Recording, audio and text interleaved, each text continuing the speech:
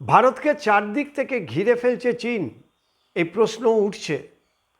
সম্প্রতি বাংলাদেশের প্রধানমন্ত্রী তারেক রহমান চীনে যায় এবং সেখানে চীনের সঙ্গে একটা বাণিজ্য চুক্তি করে। এই বাণিজ্য চুক্তির মধ্যে প্রধান বিষয় ছিল বাংলাদেশের মুংলা পোর্ট, যেটা সেই বন্দর চীন তারা সেখানে বন্দর তৈরি করবে এবং তিস্তা ব্যারেজ তৈরি করবে। এর জন্য $2.2 বিলিয়ন তারা বাংলাদেশকে সাহায্য করবে বলে চীন জানিয়েছে। তাহলে বিষয়টা কি দাঁড়ালো?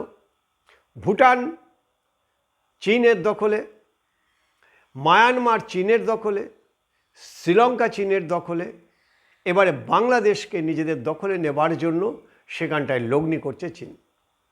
একথা আজকে দিনের আলোর মতো পরিষ্কার। চীন যে কোনো দেশকে যখন সাহায্য করে তাদের লক্ষ্য থাকে তাদের বন্দরগুলি। এই বন্দরগুলিতে মূলত দুটো কাজে তারা লাগায়। একদিকে হচ্ছে তাদের বাণিজ্য, অন্যদিকে সামরিক ঘাঁটি তারা সেখানে তৈরি করে যাতে গোটা এই মহাসাগরগুলিকে, ভারত মহাসাগরে তারা নজরদারি চালাতে পারে। মায়ানমারকে একটা তারা ইকোনমিক জোন তৈরি করেছেন, ফ্রেট করিডর তৈরি হবে যেখান থেকে বাংলাদেশের সঙ্গে তারা চুক্তি করবে। আর এই কারণে মুংলা পোর্ট তারা সেখানে লগ্নি করছে এবং বাংলাদেশের সাথে তারা চুক্তি করেছে।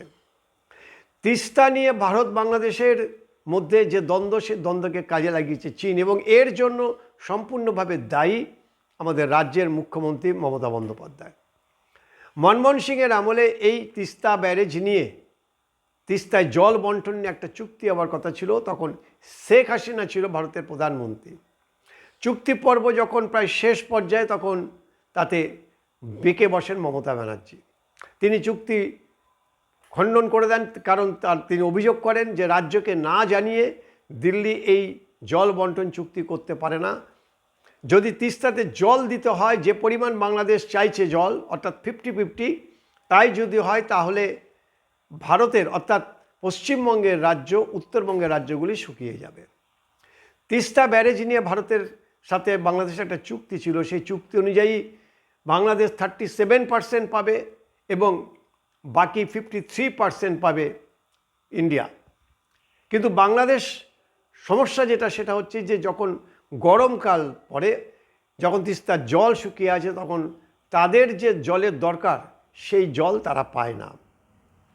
তারা চেষ্টা করেছিল ভারতের সাথে একটা আলোচনা করে যে তিস্তা ব্যারেজ তৈরি করে যখন বর্ষা ভরা মরশুম থাকবে, যখন জল থাকবে, সেই জলকে ধরে রেখে সেগুলি সেখানকার সেচের কাজে লাগাবে।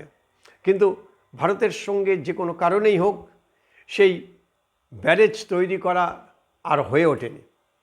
আর নতুন প্রধানমন্ত্রী তারেক রহমান বাংলাদেশের দায়িত্ব নেবার পরেই তিনি প্রথমে মালয়েশিয়া যান এবং তারপর সেখান থেকে ঘুরে চীনে তিনি গিয়ে এই বাণিজ্য চুক্তি করেন। কূটনৈতিক বিশেষজ্ঞরা মনে করছে চীনের আসলে এটি বাংলাদেশকে দখল নেওয়া এবং ভারতকে বাণিজ্যিকভাবে চারদিক থেকে ঘিরে ফেলাই হচ্ছে মূল লক্ষ্য। অন্যদিকে বাংলাদেশকে সাপোর্ট করছে পাকিস্তান। ইতিমধ্যে বাংলাদেশের বেশ কয়েকজন বিমান বাহিনীর পাইলট, যুদ্ধ বিমান পাইলট, তারা পাকিস্তানে গিয়েছে। 12 জন পাইলট সেখানে গিয়ে ট্রেনিং নিয়ে এসছে। পাকিস্তানের আর্মি চিফ অফিসার আসিফ মুনির সেখানে বাংলাদেশে এসেছিলেন। বড় বড় ওখানকার যারা আর্মি অফিসার তারা এখানে রয়েছেন। এবং সবথেকে বড় বিষয় যেটা, পাকিস্তানে বেশ কিছু জঙ্গি গোষ্ঠী তারা বাংলাদেশে ঘাঁটি গেড়েছে। আর এই পুরো বিষয়টি নিয়ে বাংলাদেশ এখন ভারতের সঙ্গে যুদ্ধংদেহী মনোভাব নিয়ে এখন তারা এই বিষয়টিকে তারা দেখছে। চিকেন নেক অর্থাৎ শিলিগুড়ি করিডরে ভারত নিজের সীমান্তে কাঁটাতার দিতে গেলে বাংলাদেশ তাদেরকে বাধা দিচ্ছে। এর মূল কারণ হচ্ছে বাংলাদেশ চাইছে ভারতের সঙ্গে যুদ্ধে জড়িয়ে পড়তে এবং বাংলাদেশকে উস্কাচ্ছে একদিক থেকে চীন, অন্যদিকে পাকিস্তান। আর এই পুরো এই বাংলাদেশকে যে মদদ দেওয়া, যে উস্কে দেওয়া, এর পেছনে কাজ করছে সিয়া অর্থাৎ CIA, আমেরিকার গুপ্তচর বাহিনী। আমেরিকার নির্দেশ ছাড়া এই কাজ হতে পারে না বলে কূটনৈতিক বিশেষজ্ঞ যারা, তাদের ধারণা। ইন্ডিয়ান ইন্টেলিজেন্স ডিপার্টমেন্ট অর্থাৎ তারাও বসে নেই। তারাও বিভিন্নভাবে খবর সংগ্রহ করছে কোথা থেকে কি হচ্ছে না হচ্ছে। কিন্তু ভূ রাজনীতিতে এই মুহূর্তে বাংলাদেশের সঙ্গে ভারতের যে সম্পর্ক, এবং যেভাবে চীন ভারতকে ঘিরে ফেলছে সেটা কিন্তু যথেষ্ট চিন্তার বিষয়। দেশের আভ্যন্তরীণ নিরাপত্তা, দেশের বাণিজ্য চুক্তি, এর সব জায়গাতে চীন তারা থাবা বসাতে চাইছে ভারতকে কোণঠাসা করার জন্য। ভারতের আমেরিকা প্রীতি চীন একেবারেই মেনে নিতে পারছে না। যদিও আমেরিকা মুখে বলছে ভারতের সঙ্গে সুসম্পর্ক, ভারত বন্ধু দেশ, কিন্তু ভারতের বিরুদ্ধে লাগাতার আমেরিকা তাদের যে কার্যকলাপ সেটা চালিয়ে যাচ্ছে। বিভিন্নভাবে ভারতের ওপরে তারা নিষেধাজ্ঞা জারি করছে, ট্যাক্স চাপিয়ে দিচ্ছে। যে যতখানি সম্ভব ভারতের উপরে আমেরিকা তারা দাদাগিরি চালিয়ে যাচ্ছে। চীনের কাছে আমেরিকা পাত্তা পায় না, কারণ চীন আমেরিকাকে একেবারেই পাত্তা দেয় না। আপনারা জানেন যে ট্রাম্প যখন চীনে গেছিল, চীনের প্রধানমন্ত্রী প্রোটোকল মেনে তাকে রিসিভ করতে যায়নি, একেবারে সচিব লেভেলের একজনকে পাঠিয়েছে ট্রাম্পকে রিসিভ করার জন্য।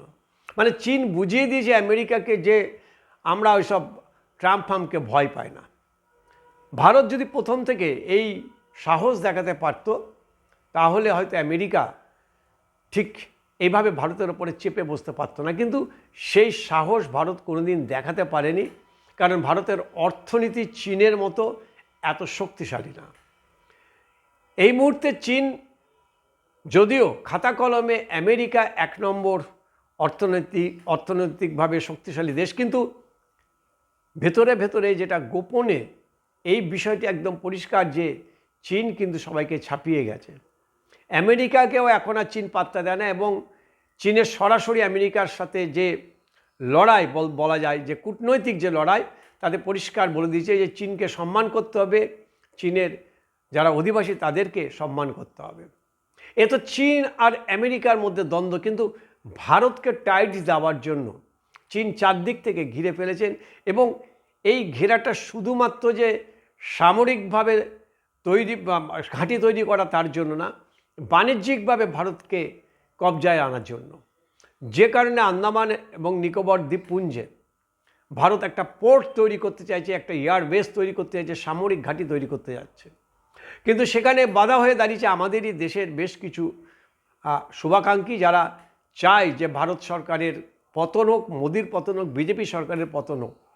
ডিপ স্টেটের যারা রাজনীতি করে তারা এই প্রকল্পে বাধা দিচ্ছে একটা ইস্যু দেখিয়ে, গ্রিন বেঞ্চ দেখিয়ে প্রচুর পরিমাণে গাছ কাটতে হবে। সবাই জানে আন্দামান নিকোবর দ্বীপপুঞ্জ পুরোটাই প্রায় দ্বীপ, এবং সেখানে প্রচুর গাছপালা রয়েছে, কিন্তু সেখানে যদি কোনো বন্দর তৈরি করতে হয় বা সামরিক ঘাঁটি করতে হয়, তাহলে সে গাছ কাটতেই হবে, আর সেখানটাই বাধা দিচ্ছে তারা। ফলে ঘটনা যা ঘটবে ঘটুক, আমাদের আভ্যন্তরীণ রাজনৈতিক লড়াই যা থাকবে থাকুক, কিন্তু দেশের সার্বভৌমত্ব এবং দেশের যেভাবে দেশকে চারদিক থেকে ঘিরে ফেলে চীন আমাদের উপরে প্রেশার ক্রিয়েট করছে, ভারতকে অবিলম্বে এই প্রেশার থেকে বেরিয়ে আসার জন্য কড়া পদক্ষেপ নিতে হবে। রাশিয়া, ইসরায়েল, জাপান যারা যারা ভারতের পক্ষে রয়েছে, তাদের সঙ্গে এই বিষয়টি নিয়ে একদিকে আলোচনা, অন্যদিকে একেবারে একদম জাতিসংঘের কাছে এই বিষয়টি অবশ্যই তোলার দরকার যে চীন অহেতুক ভারতের ওপরে চাপ সৃষ্টি করার জন্য বিভিন্নভাবে ভারত বিরোধী এখানে একটা স্লোগান, এখানে ভারত বিরোধী একটা পরিস্থিতি তৈরি করার চেষ্টা করছে, যেটা নেপাল এবং বাংলাদেশ ক্রমশ ভারতের বিরুদ্ধে উস্কানিমূলক প্ররোচনা দিয়ে তারা এই স্লোগান তুলছে। ভারত বাংলাদেশের যে সম্পর্ক, সেই সম্পর্ক এখন বলতে গেলে একেবারে তলানিতে এসে ঠেকেছে। কূটনৈতিকভাবে ব্যর্থতা কাদের, যদি বড় দেশ হিসেবে দেখতে হয় তাহলে হয়তো ভারতের কূটনৈতিক ব্যর্থতা থাকতে পারে, কিন্তু এই বাংলাদেশকে এই মুহূর্তে পরিচালনা করছে পাকিস্তান এবং চীন। পাকিস্তান সমস্ত তাদের সামরিক শক্তি, তাদের বিভিন্ন অস্ত্র এবং যে জঙ্গি গোষ্ঠী আছে তাদেরকে দিয়ে সাহায্য করছে, অন্যদিকে চীন তাদেরকে অর্থনৈতিকভাবে সাহায্য করছে, মূলত ভারতকে চাপে রাখার জন্য, ভারতকে টাইট দেওয়ার জন্য। কিন্তু এই মুহূর্তে ভুললে চলবে না যে চীন যদি দেশের বিশ্বের মধ্যে যদি তৃতীয় শক্তিশালী দেশ হয়, তাহলে ভারতও কিন্তু চতুর্থ শক্তিশালী দেশ। চীন ভারতের যুদ্ধ হলে কি হবে সেটা বলা মুশকিল, কিন্তু বাংলাদেশ আগামী দিনে কি গাজা হবে, এই প্রশ্নটা কিন্তু উঠছে। বাংলাদেশকে সামনে দাঁড় করিয়ে পাকিস্তান এবং চীন যদি ভারতের সঙ্গে যুদ্ধ করার চেষ্টা করে, তাহলে বাংলাদেশ ক্ষতিগ্রস্ত হবে। বাংলাদেশের মানুষকে সেটা বুঝতে হবে যে ভারত তাদের বন্ধু দেশ, তাদের স্বাধীনতার জন্য ভারতের কিছুটা হলো অবদান আছে। কিন্তু আজকে যদি পাকিস্তান এবং চীনের মদতে বাংলাদেশ যদি ভারতের বিরুদ্ধে যদি যুদ্ধ করার জন্য তৈরি হয় বা যুদ্ধ করতে চায়, তাহলে ক্ষতি হবে কিন্তু সবথেকে বেশি যে দেশটার নাম, তার নাম বাংলাদেশ।